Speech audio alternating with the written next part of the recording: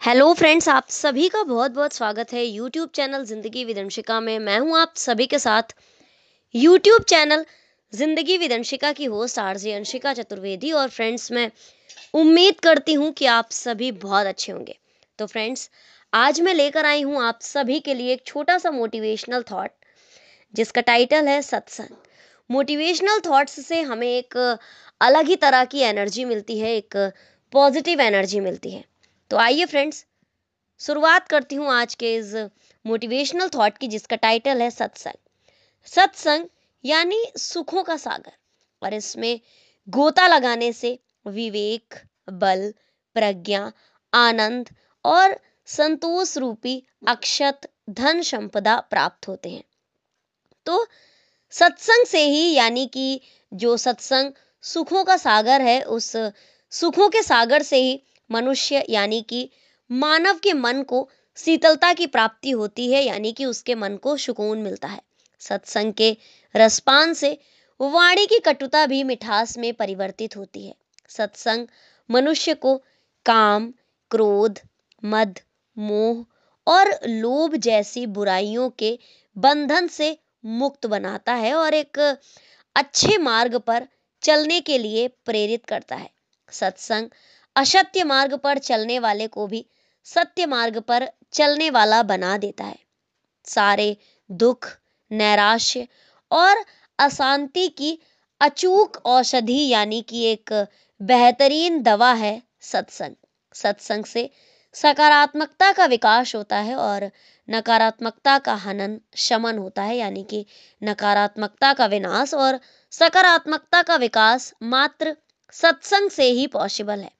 यह ज्ञान, भक्ति और आत्मोन्नति का मार्ग प्रशस्त करता है, यानी कि सत्संग जो है वो नॉलेज, डिवोशन और हमारी आत्मा की उन्नति के मार्ग पर चलने के लिए हमें प्रेरित करता है।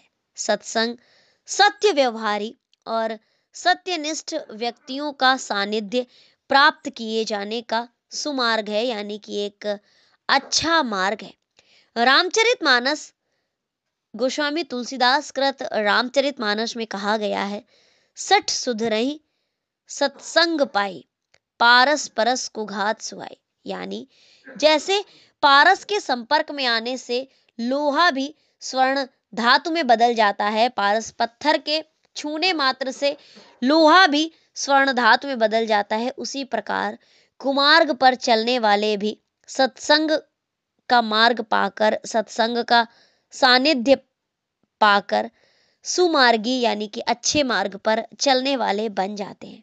ईश्वरीय विधान है कि ईश्वर कृपा मनुष्य की इच्छा अनुकूल न होकर मनुष्य के अच्छे के लिए अनुकूल होती है, यानी कि जो ईश्वर की कृपा है वो वैसी नहीं होती जैसी हम चाहते हैं, बल्कि हमारे लिए जो बेहतर होता है उस पर आधारित होती है। तो फ्रेंड्स, सत्संग प्राप्ति को माता के गर्भ में शिशु की ईश्वर से की गई प्रार्थना का प्रतिफल माना जाना चाहिए।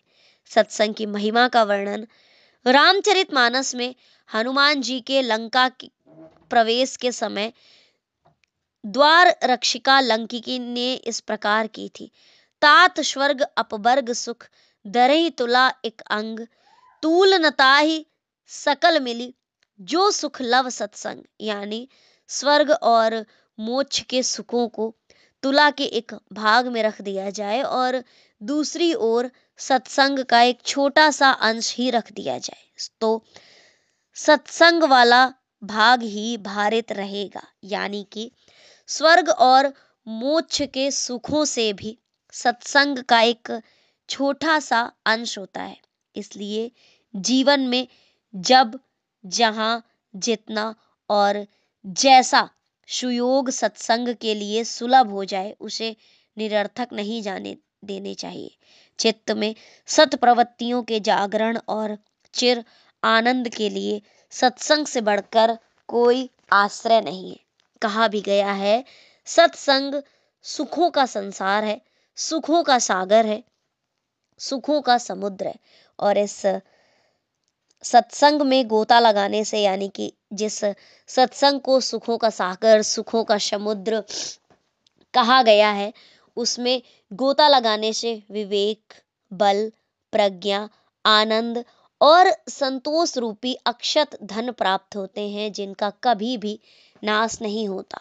और सत्संग से ही मनुष्य के मन को शीतलता यानी कि सुकून मिलता है। तो फ्रेंड्स, जब भी, जहां भी, जैसे भी, जितना भी आपको मौका मिले, जरा सा भी मौका मिलता है, तो आप अगर पॉसिबल हो, सो संभव हो तो सत्संग में जाइए, क्योंकि सत्संग ही एकमात्र ऐसा रास्ता है जो कि सकारात्मकता का द्वार खोलता है और नकारात्मकता का नाश करता है। तो बस इतना सा था ये आज का मोटिवेशनल थॉट। तो इसी तरह से और भी बहुत सारे मोटिवेशनल थॉट्स को जानने के लिए, सुनने के लिए, समझने के लिए देखते रहें मेरा YouTube channel Zindagi with Anshika. तो friends, thank you so much, thanks for watching and thanks for supporting. Bye bye and take care.